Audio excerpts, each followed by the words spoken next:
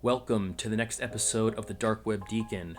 Before we begin, be sure to smash that subscribe button, click the bell to turn on notifications. New videos are published every Monday and Thursday, and as always, be sure to like and provide comments. In the real world, the value of frequent flyer miles varies widely, depending on the rewards program and what you spend them on. Airline points are typically worth between 1 to 2 cents. So if you assume a block of 100,000 miles valued at about 1.5 cents, it's worth about $1,500. But on the dark web, they are a valuable commodity to sell and can be bought at a fraction of the cost, as shown here. So why would anyone buy stolen airline miles, and how does this all really work?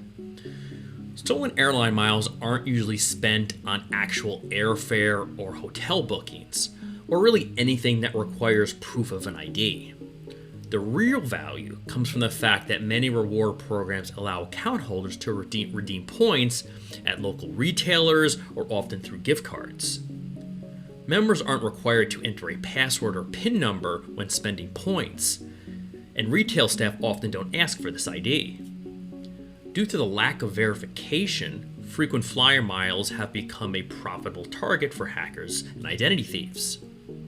Because most of us don't use or check our frequent flyer miles very often, they can very much go unnoticed when someone does hack into your account and potentially steals those miles. Now let's just dive into the details of how an actual identity thief or a hacker would go about selling this type of data. The selling process comes in 2 flavors. Flavor number 1 is buying a hacked frequent flyer mile account. The buyer is then responsible for transferring the miles to their own account or redeeming the rewards directly. Flavor number 2 is buying clean miles. This is when a hacker puts the miles into a clean account before selling it. Because the buyer doesn't have to log into someone else's legitimate account, they don't leave a trace. While safer and more convenient for the buyer, the clean miles are sold at a premium. So how do you protect yourself and your miles from these type of attacks? Well, there's 5 things that are directly related to what you can do in this specific case. One is shred your boarding pass after a flight. So don't, just drop it into a garbage can or anything like that. Make sure you don't have to necessarily put it through a shredder, but make sure you shred it up a little bit before you kind of dump it. Never post a photo of your boarding pass online, because that does show your name and your frequent flyer number.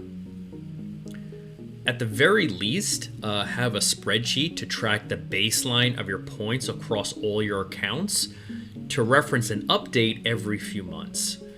If you are a member of more than one reward program, an app like Award Wallet can help you manage all your accounts in one place.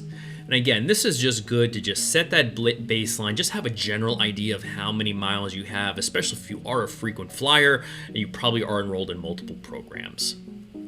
Number 4 is don't put your online account number on any baggage tags. And number 5 is definitely use a strong and unique password for your frequent flyer account. Just like any other piece of identity protection, this is an online account, and so there are identity thieves and those who are looking to try to hack into these type of accounts, because the fact that frequent flyer miles are a great commodity to buy and sell, and they often do go unnoticed because there is no alerting mechanism when these things are stolen. Thanks for watching, and as always, please like, subscribe, and provide comments, and turn on notifications by clicking the bell in order to check out future videos published twice a week.